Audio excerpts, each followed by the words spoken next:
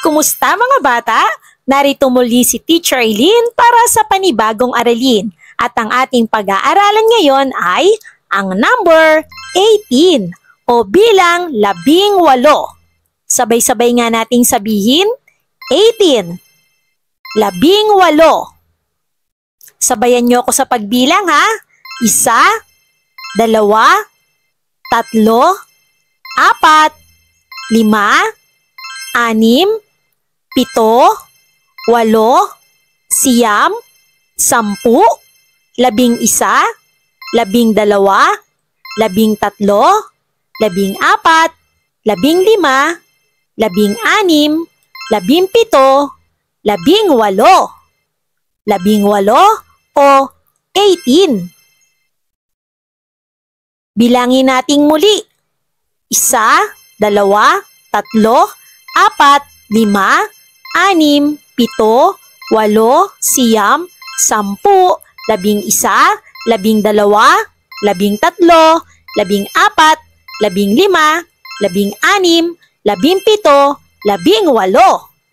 English naman. 1, 2, 3, 4, 5, 6, 7, 8, 9, 10, 11, 12, 13, 14, 15, 16, 17, 18. Mahusay! Bilangin nga natin muli. 1, 2, 3, 4, 5, 6, 7, 8, 9, 10, 11, 12, 13, 14, 15, 16, 17, 18. Sa Tagalog naman. 1, 2, 3, 4,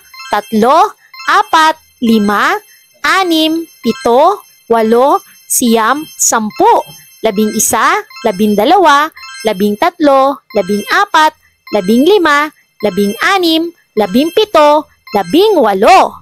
Isulat nga natin ang bilang 18 o 18. Patuwid, pakurba, pakurba, pakurba, pakurba.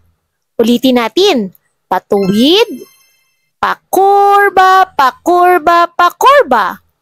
Patuwid, pakurba, pakurba, pakurba, pakurba.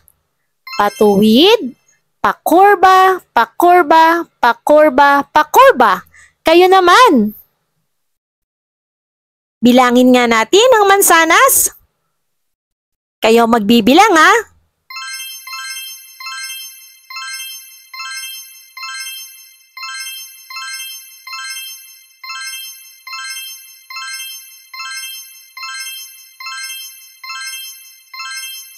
Mahusay! Ngayon naman, bilangin ang mga kahel o oranges.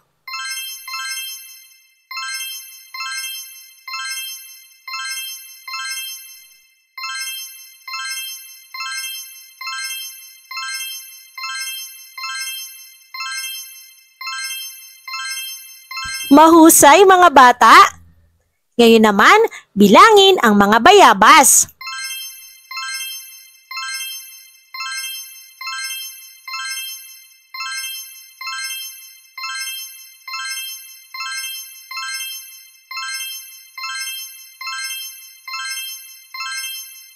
Magaling mga bata! At dyan nagtatapos ang ating aralin. Nais kong gumuhit kayo ng paborito ninyong prutas sa inyong kwaderno. 18 rin ha? O paano? Hanggang sa susunod pa nating mga aralin. Paalam! For more educational videos, please do like, share, and subscribe to Teacher Eileen's YouTube channel! Bye-bye!